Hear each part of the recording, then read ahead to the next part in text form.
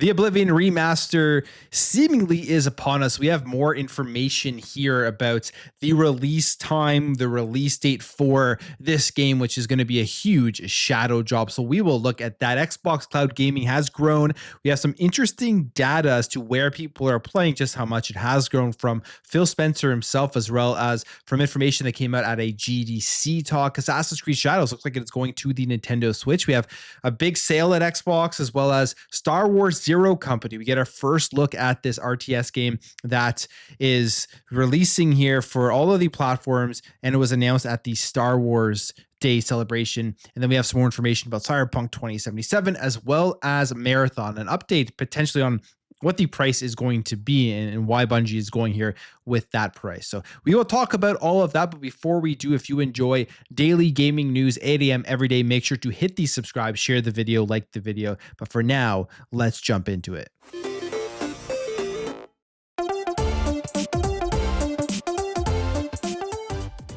So the Oblivion remaster has been one of the craziest rumors that has been going around.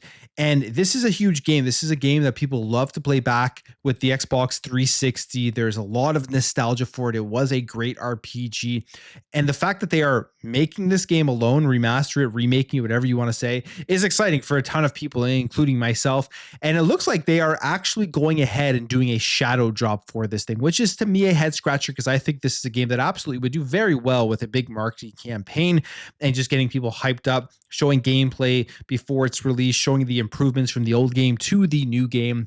But that does not seem the way that Xbox wants to go ahead with this. And we have more info that is coming out, more confirmation that today could be the day very soon, either by the time you've watched this video or if you're watching it right at 8 a.m., you're not going to have to wait too long to be able to jump in and play Oblivion Remastered. We have this article here from WCCF Tech going over some insider stuff, some stuff that has been found out about the game. And they say here that according to Detective Seeds, which the post now has been removed at someone's request, the game could launch tomorrow or today at 12 p.m. Eastern Standard Time. They say here that the community found traces on Bing search engine of a dedicated game page on the website of Virtuos and the studio behind the remaster. Whether it's really coming out tomorrow or I guess today or not, multiple insiders concur that Oblivion Remastered should shadow drop sometime in the coming week. So we have that, and that is very consistent on everything we have been hearing about when this game is coming out. We also have this here, which this is I find funny because this is the Xbox support and just Xbox themselves basically outing when this game is coming out, whether that's a real person behind who's the response is, or if that's just AI that has already gathered this information, because AI just kind of scours all the information out there and then gives you an answer.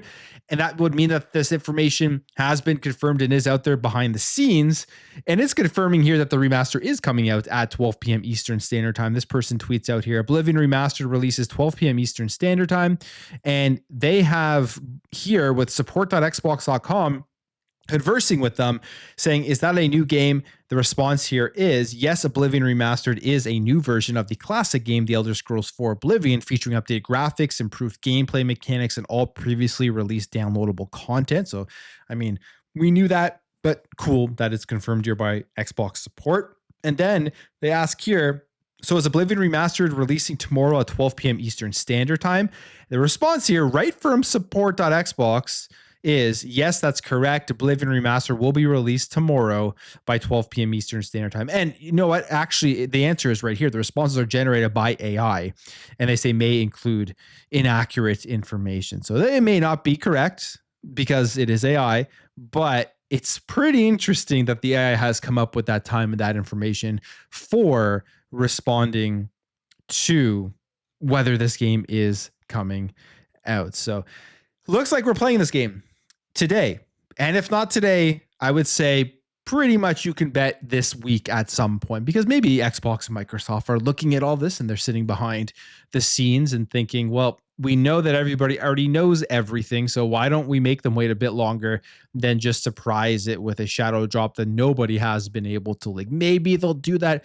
I doubt it because I feel like these things are done with contracts and release dates that are already decided upon for a while, and they kind of have to hit those dates for certain reasons. So I have a feeling we're going to be playing this day. So super cool. Adds to a game, another game to play to Game Pass because it's going to be day one in Game Pass, and it's huge. And it's an interesting time too because we are getting Claire Expedition 33 in a couple of days. So I wonder if that's going to turn anybody off from starting this game with that one coming around the corner, because both these games would appeal to similar fan bases and similar gamers. I know for me, I am very excited for Clair Obscur Expedition 33, but I'm also very excited for Oblivion Remastered. I am probably at this point, because I have so many games on the go right now, because that's basically the only way I'm going to be able to play all of the great stuff I want to play this year. I'm probably just going to dabble in both, at least for a little bit, and then choose on one that I'll just go hard on until I finish that, and then go jump into the one that is going to be sitting in my backlog. But man, there's so many games to play. It's a great time to be a gamer, and great time to be on Game Pass specifically because all of these games are dropping into Game Pass, even Clair Obscur Expedition 33. Now, speaking of Game Pass, one of the ways that you can experience it, and I think this is going to be huge going forward for the future, is going to be via Xbox Cloud Gaming. And Phil Spencer talks about and celebrates the dramatic growth here in Xbox Cloud Gaming. It says here, it's literally tens of millions of hours. And that's Xbox CEO Phil Spencer celebrating Xbox Cloud Gaming's dramatic growth. And now we have per device usage charge, which is something that always kind of is intrigued me because I play the majority of my cloud gaming on smartphones. And it seems like that isn't the main way people are actually utilizing this service, which you would think it would be because that's kind of turning your phone into a mobile gaming device. But people are utilizing in other ways more so than that. But we have this year, Phil Spencer in an interview with iJustine, he talks about the platform where it's heading, how Xbox Cloud Gaming has been performing in recent months. And he says this: we always tend to just follow where we see people playing. It's just been amazing to see the number of people now that are playing Xbox via cloud. It's literally tens of millions of hours every single month and growing dramatically. And I am one of those people that is probably in the recent data over the last year or so who has been using cloud gaming and using it far more frequently than I previously did, because I was not a believer in cloud gaming. I just thought too laggy, too pixelated. It's just not going to be a great experience, but they've improved it. The experience is good. It's good over mobile network. I find myself sitting in bed at nights after a long day and I just want to get some gaming in, just loading cloud gaming up. And then it's just super easy to do with attaching a controller to it and everything to my phone. So I've been using it a lot lately and it's been working great. And that's why I'm excited about the stream the games you own feature that they have added, and they're continuously adding games to it and to that list that is growing. We're seeing that with pretty much every Xbox update now. They're adding games to it.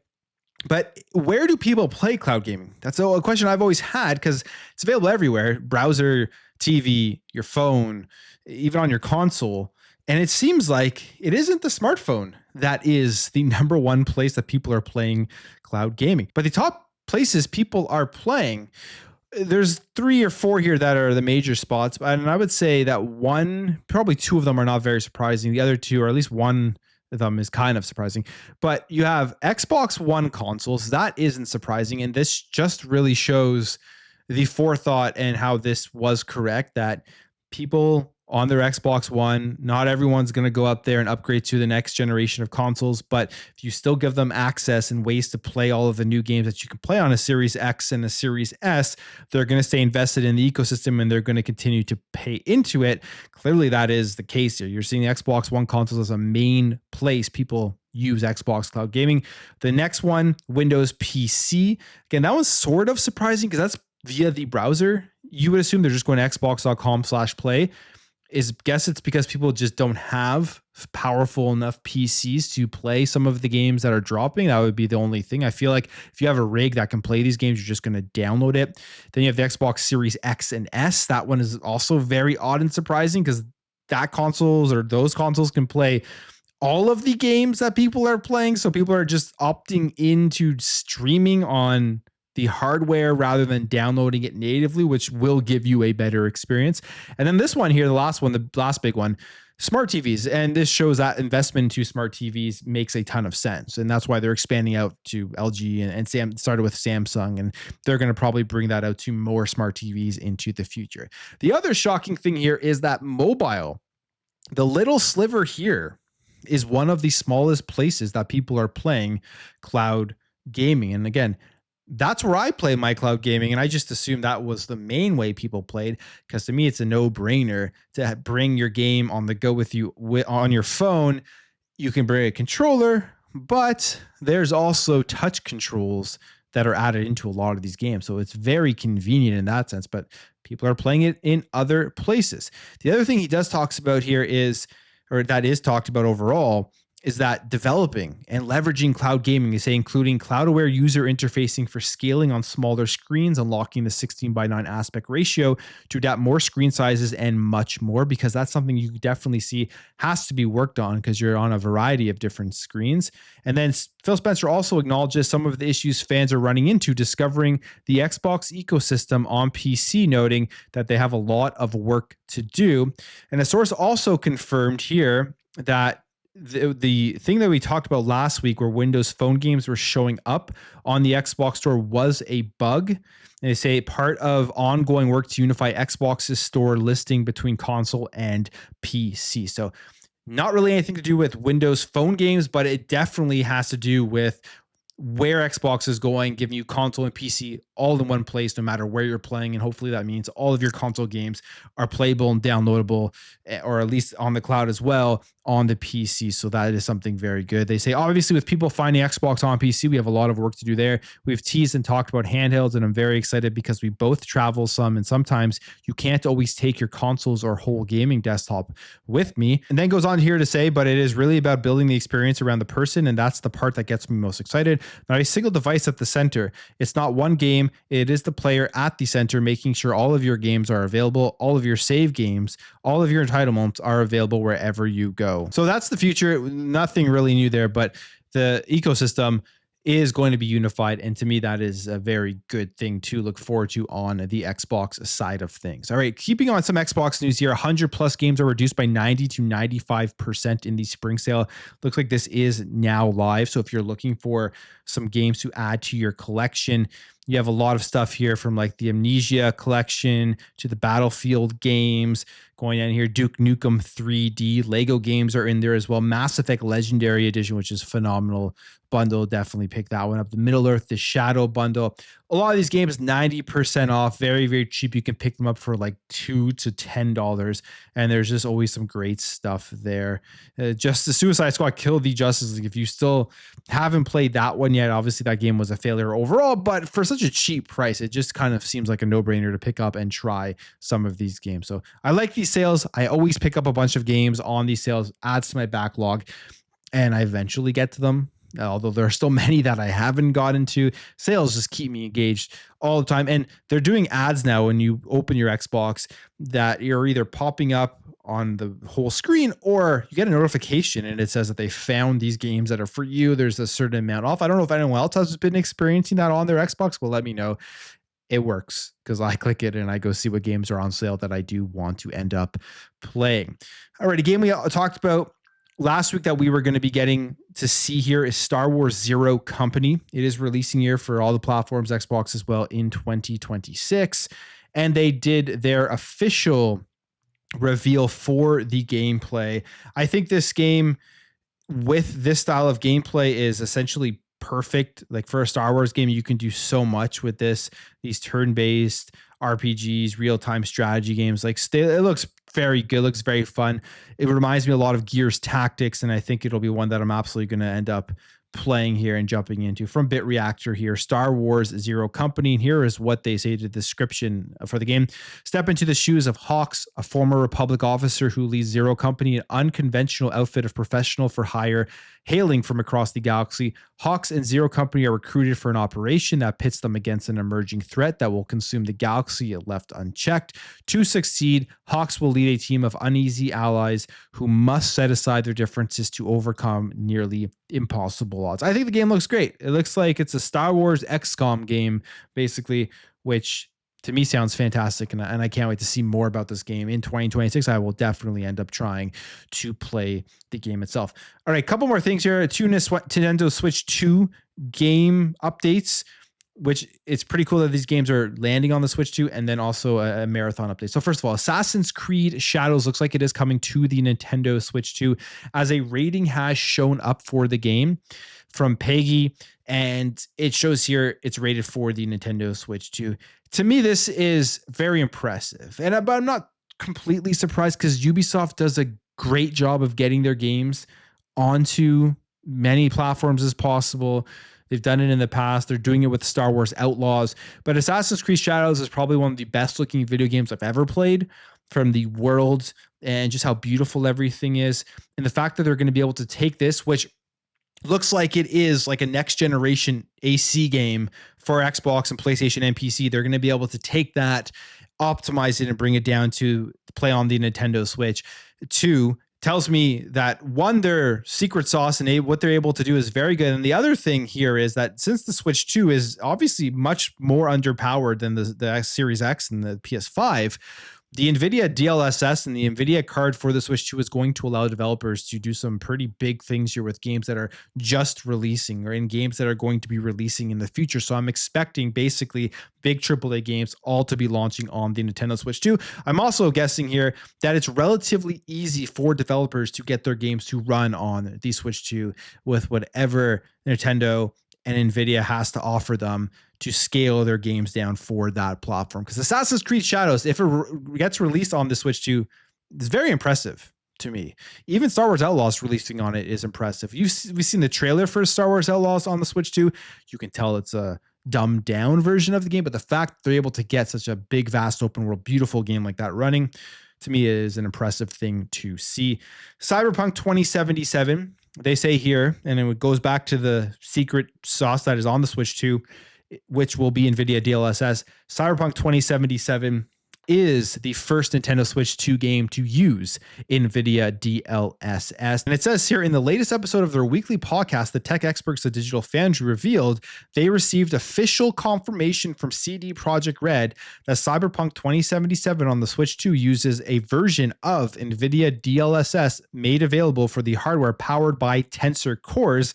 And DLSS is reportedly used in all 4 display modes: dock quality and performance, and handheld quality and performance. And this just tells me this is going to be something that helps bring a lot of these good looking, more demanding games to the Switch 2. So this will be interesting to track and see how many games utilize it and how many new games coming out in the future will be running day one on the Nintendo Switch 2. And finally, Marathon. One of the big things people are waiting for is the price. They're already lifting the NDA so that streamers and everything can stream the game and show it off. And now we have Paul Tassi here doubling down basically on the reports that Marathon won't be priced anywhere close to $70, which they say is the going rate for games these days. But he does right here, at this time, as everyone assumes, Marathon costs $40 in the vein of Helldivers 2. We'll see what that does.